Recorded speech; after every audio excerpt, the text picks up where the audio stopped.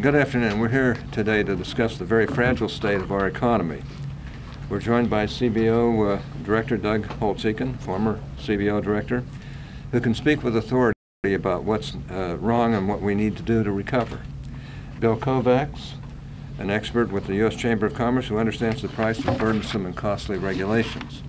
And joining me are three of the finest members of the United States Senate. Senator Barrasso, who has been leading the charge in detailing how regulation kills jobs. Senator Portman, who frankly needs little introduction. When he speaks about the economy, people rightly listen because he's been there and been in so many important positions in this country's history. And last by no means least is our friend Senator Johnson, who knows what it takes to run a successful business. He's exactly who this president ought to be talking to.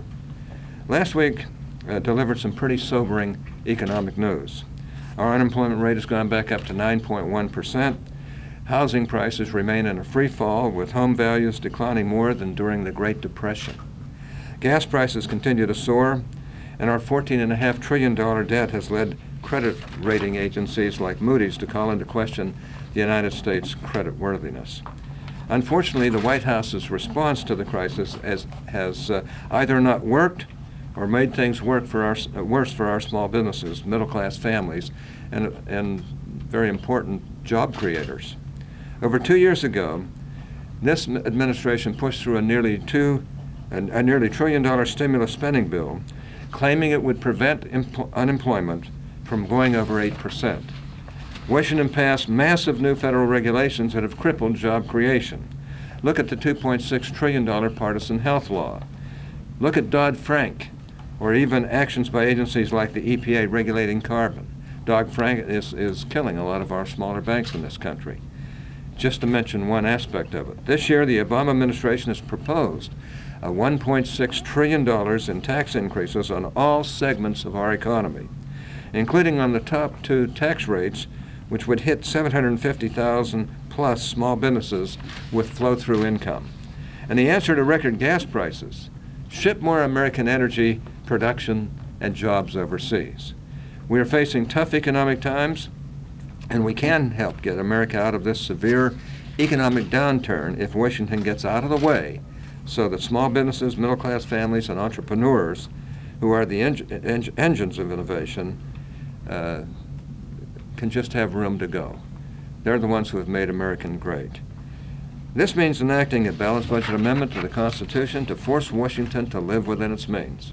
Lots have come to the conclusion that that's the only way we're going to get there. That means cutting back on costly red tape and stopping job-crushing tax hikes. That means increasing American energy production and slashing government spending that is fueling our debt crisis. That means enacting a significant tax overhaul to simplify our burdensome and anti-competitive tax code. And that means passing these three outstanding trade agreements for Korea, Colombia, and Panama. Agreements that would generate over $11 billion, creating jobs and growing our economy, but that the White House is refusing to send to Congress after all these years and after promising to do so. A quick last point on the debt. That is, of course, a huge drain on our economy. Since Medicare is the single greatest contributor to our debt, and since it will be bankrupt in 2024, according to our economists, it must be on the table in the deficit reduction discussions going on at the Blair House. Democrats think attacking Republicans on Medicare is good politics. Well, tell that to the seniors in our states, who will be left with no benefits unless Washington reforms Medicare. Now it's time to give our job creators and families the certainty they need to start hiring and get our economy moving. These are the pro-growth politics that America needs, and it's time to act on them.